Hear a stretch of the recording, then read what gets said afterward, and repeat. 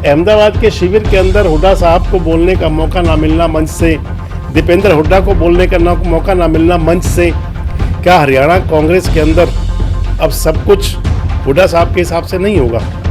क्या हरियाणा कांग्रेस के अंदर, हरियाणा कांग्रेस के लिए कांग्रेस आला कमान अब कोई नई रणनीति बना रहा है? ये एक संकेत देने के लिए काफ़ी है कि हरियाणा की राजनीति के अंदर आगे क्या हो रहा है। दोस्तों नमस्कार, मैं संजय मग्गू और मौजूद है देश रोजाना के डिजिटल मीडिया मंच पर।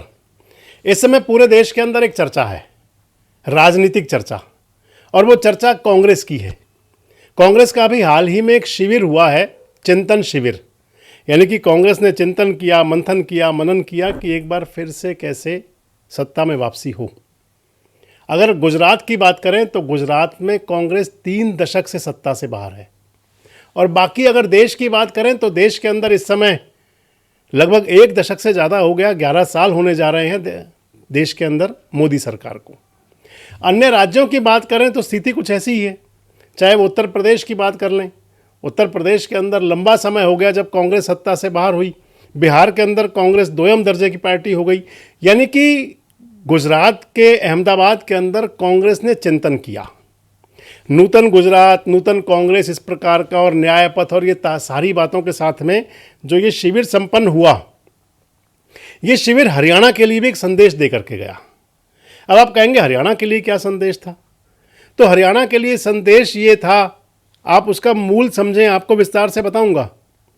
मूल ये है कि क्या हरियाणा के अंदर, हरियाणा कांग्रेस के अंदर हुड्डा एंड सन यानी कि भूपेंद्र सिंह हुड्डा और उनके बेटे दीपेंद्र हुड्डा, क्या उनका वर्चस्व कम हो रहा है? क्या उनका जलवा कमज़ोर हो रहा है? बात यूँ हुई कि गुजरात के अहमदाबाद में जो ये कांग्रेस का अधिवेशन हुआ, मंथन हुआ, चिंतन हुआ, इसके अंदर तमाम डेलीगेट्स थे।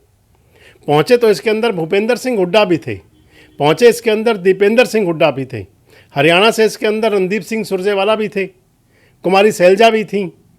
और रणदीप सिंह सुरजेवाला और कुमारी सैलजा का तो जैसे कह लें कि जलवा बना, उनका ऑरा बढ़ा, उनको मंच से बोलने का मौका मिला। लेकिन दूसरी तरफ अगर बात करें दीपेंद्र हुड्डा की और भूपेंद्र सिंह हुड्डा की, आपको ध्यान होगा वो दौर जब कांग्रेस ने अपना किसानों का सबसे बड़ा नेता बनाया था भूपेंद्र सिंह हुड्डा जी को। वो भी कांग्रेस का एक चिंतन शिविर था, जिसके अंदर भूपेंद्र सिंह हुड्डा को कांग्रेस की कमान दी गई कि आप किसानों को साध करके चलें। लेकिन अब की बार जैसे शायद भूपेंद्र सिंह हुड्डा जी को तो पूछा ही नहीं गया, और दीपेंद्र हुड्डा भी एक प्रेस कॉन्फ्रेंस के अंदर अपनी बात रख करके उनको भी फारिग कर दिया गया। रणदीप सिंह सुरजेवाला की बात करें तो रणदीप सिंह सुरजेवाला के जो फोटोज़ दिखाई देते हैं, आप देख सकते हैं, मैं आपको दिखा रहा हूँ, इन फोटोज़ के अंदर है कि रणदीप सिंह सुरजेवाला और केसी वेणुगोपाल हैं और साथ में राहुल गांधी बैठे हुए हैं। इनकी जिस प्रकार से बातचीत, गुफ्तगू हो रही है, ये कुछ बयां कर रही है। एक और पिक्चर में आप फोटो में देखें तो मल्लिकार्जुन खड़गे के साथ में रणदीप सुरजेवाला हैं। मल्लिकार्जुन खड़गे को रणदीप सुरजेवाला जैसे कुछ बता रहे हैं कि क्या करना है। केसी वेणुगोपाल के साथ एक और फोटो दिख रहा है। ऐसे फोटो बहुत दिखेंगे आपको, देख सकते हैं आप। केसी वेणुगोपाल के साथ उस फोटो के अंदर खिलखिलाकर हंस रहे हैं। और सबसे महत्वपूर्ण बात यह कि मंच का संचालन करते हुए भी दिखे रणदीप सिंह सुरजेवाला, और संबोधन भी हुआ। मंच का संचालन तो ये था कि राहुल गांधी को जब मंच पर बुलाया जाना था तो रणदीप सिंह सुरजेवाला ने ही आमंत्रण दिया राहुल गांधी को, और शेरो शायरी के अंदाज में बुलाया राहुल गांधी को। है अंधेरा मिटाना है तो मेरे साथ चलो। आप सुनिए क्या कह रहे थे रणदीप सिंह सुरजेवाला। ये किसी ने कहा है, तुम्हें ख्याल हो मेरा तो मेरे साथ चलो, तुम्हें ख्याल हो मेरा तो मेरे साथ चलो, सता रहा हो अंधेरा तो मेरे साथ चलो, रोशनी की तलाश में निकला हूं, बुला रहा है सवेरा, मेरे साथ चलो। आदरणीय राहुल गांधी जी, एक नया सवेरा, संघर्ष का एक नया पथ और एक नए जज्बे के साथ।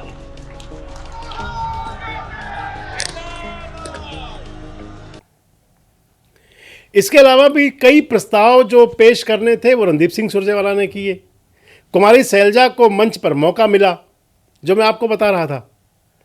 हरियाणा के अंदर अगर माने तो लगभग 2 दशक से, यानी कि 2005 का जो विधानसभा चुनाव हुआ था, चुनाव का परिणाम आया था और हरियाणा की कमान दी थी भूपेंद्र सिंह हुड्डा को, सोनिया गांधी ने दे दिया था हरियाणा को हुड्डा के रूप में मुख्यमंत्री।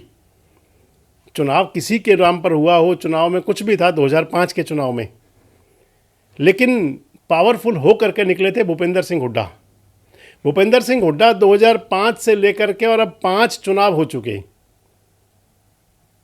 हरियाणा विधानसभा के।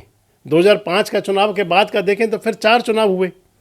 2009 का विधानसभा चुनाव हुआ, 2014 का हुआ, 2019 का हुआ, 2024 का हुआ, और हर चुनाव के अंदर कमान भूपेंद्र सिंह हुड्डा के हाथ में थी, और जो कई कसर थी वो दीपेंद्र हुड्डा के पास हुआ करती थी। 2024 के विधानसभा चुनाव को आप देख लें, 90 में से 75 सीटें लगभग हुड्डा साहब की पसंद से दी गई। उससे पहले 2019 का चुनाव देख लें, हुड्डा साहब की पसंद को ही तवज्जो थी। 2019 से पहले 2014 के चुनाव को देख लें, 2014 के अंदर भी हुड्डा ही मुख्यमंत्री के घोषित कैंडिडेट थे। 2009 का चुनाव हुड्डा साहब के नेतृत्व में हुआ था। 2009 का चुनाव ये हुआ कि 5 में 67 विधायक थे कांग्रेस के, 9 में आते आते वो 40 रहे। 40 से घट कर के 2014 में तीसरा नंबर की पार्टी बन गई हरियाणा के अंदर कांग्रेस। 2019 के अंदर कांग्रेस पार्टी दूसरे नंबर की बनी, विधायक मिले 31, और अब 2024 जब कांग्रेस पूरी तरह फील गुड में थी, लगता था कांग्रेस सरकार आ रही है, लेकिन विपक्षी पार्टी बनकर के रह गए, 37 विधायक आए। और उसके बाद से तमाम जो हरियाणा के अंदर बातें चली, कहीं ना कहीं ठीकरा फूटा भूपेंद्र सिंह हुड्डा और हुड्डा परिवार पर। और इसका आज जो ये कांग्रेस का अधिवेशन हुआ गुजरात के अहमदाबाद में, ये एक संकेत देने के लिए काफ़ी है कि हरियाणा की राजनीति के अंदर आगे क्या हो रहा है।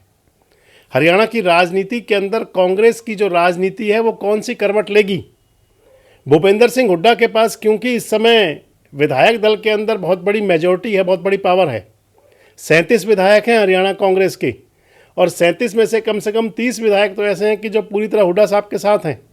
लेकिन इसके बावजूद भी अहमदाबाद के शिविर के अंदर हुड्डा साहब को बोलने का मौका ना मिलना मंच से, दीपेंद्र हुड्डा को बोलने का मौका ना मिलना मंच से, और एक दीपेंद्र जी की एक प्रेस कॉन्फ्रेंस के बाद में ही उनको एक तरह से कहें तो इति पूर्ति कर देना, क्या संदेश है इसका। क्या हरियाणा कांग्रेस के अंदर अब सब कुछ हुड्डा साहब के हिसाब से नहीं होगा? क्या हरियाणा कांग्रेस के अंदर, हरियाणा कांग्रेस के लिए कांग्रेस आला कमान अब कोई नई रणनीति बना रहा है? तो उस रणनीति के अंदर क्या भूपेंद्र सिंह हुड्डा जो विधायक दल का नेता बनना चाहते हैं उनकी बात बनेगी या नहीं? दीपेंद्र हुड्डा हरियाणा कांग्रेस के अध्यक्ष बनना चाहते हैं, उनकी बात बनेगी या नहीं? क्या होगा क्या नहीं होगा, सब कुछ भविष्य के गर्भ में तो है, लेकिन ये ज़रूर है कि ऐसा हालात दिखाई दे रहे हैं हरियाणा कांग्रेस के अंदर जैसे हुड्डा एंड सन इनकी पावर घट रही है। आप कितने सहमत हैं हमारी बात से जरूर बताएं। जुड़े रहें हमारे साथ, देखते रहें देश रोजाना। हमारे साथ जुड़े रहने के लिए सब्सक्राइब करें देश रोजाना के YouTube चैनल को, और नई वीडियो की नोटिफिकेशन पाने के लिए बेल आइकन जरूर दबाएं। अगर आप ये वीडियो Facebook या Instagram पर देख रहे हैं तो पेज को लाइक और फॉलो जरूर करें और ज्यादा से ज्यादा शेयर करें।